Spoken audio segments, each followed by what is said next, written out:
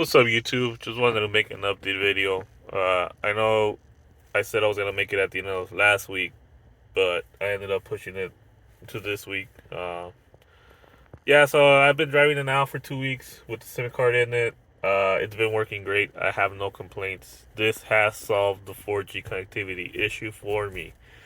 Now, that being said, I've had a lot of, I've read a lot of comments where people said that Google Fi, Mint Mobile, other MVNOs worked for them, and they were successful getting signal from those networks. Now that's gonna be my suggestion for you. Um, I bought this based on the bands, right? And Spectrum supposedly that it covered. Obviously, it did not work as I expected it to. The bands were the same ones T-Mobile supported.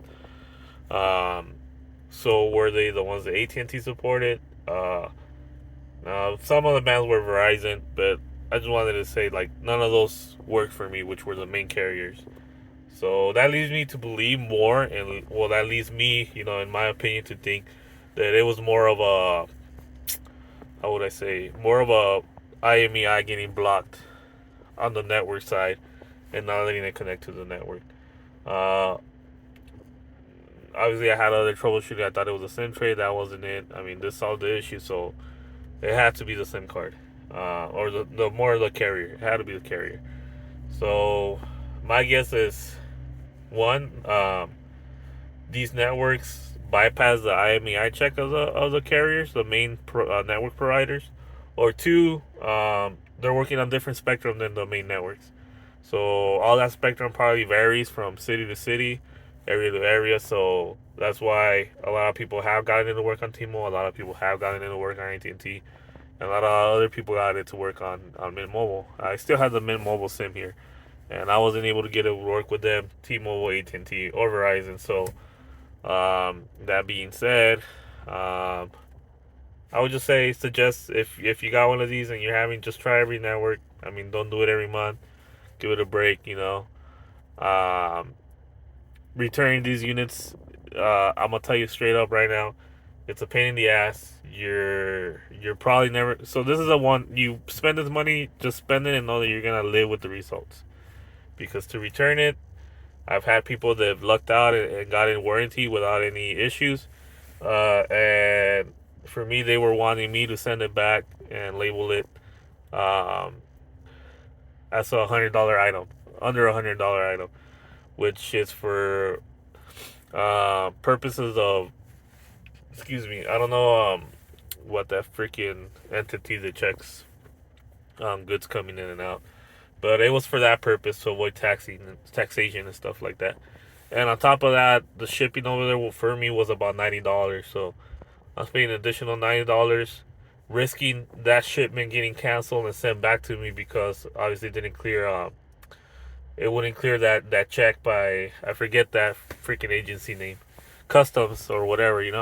They're the ones that check all that stuff. So if it doesn't clear that check, then you get your package sent back to you. So I didn't want to risk that because then I was gonna be in the whole $90 back with my same unit and still dealing with warranty. So for my suggestion for you is buy this knowing that you're probably gonna stick with it, whatever it ends up being. So if it's good or not, so always try to get it fixed or try to figure out for solutions for yourself. I did find mine. Obviously, it's been over a year. It took me a year to find it, but I found a solution for mine. So um, I guess what I'm trying to get at is it did fix the issue. These units are fairly good, and I had good luck with them. But I also know of people that have had bad luck with them. So just keep that in mind when buying these units. They're a one way trip. They're coming to they're coming to you. You're probably not gonna be shipping them back, and if you are, you're gonna be losing money. And who knows if they're gonna want a warranty once it gets over there. Um, so far so good with this. It's been great. These last 2 weeks has been working flawlessly, so I'm happy with it. I did have to restart it like about 2 times in the last week. I don't know. It just started slowing down with the connection. But a simple restart and it boosts up the speed again. So I guess slower processor, older processors, but I mean it does fairly good enough for what I needed. So no complaints there. I'm just saying. And like I said, I did install my restart switches down there, so everything's fairly easy for me to restart without having to get the reset button involved. Which is something else I recommend when installing these units. Have them install a power on off switch to the 12-volt constant. That way you can restart it if you need to without having to reach behind the screen to get the reset button. But yeah, other notes, I did run my, I think it's like a $20 antenna. Seems to do really good, so I'm keeping it in here. But yeah, man, I've been happy. I got projects. It's just I got a lot of work right now. Rain's picking up, so probably gonna get canceled for today and come back tomorrow. So I do still want to do the tablet dash. This working, I've been very happy with it. Very impressed. So I'll probably keep this in here.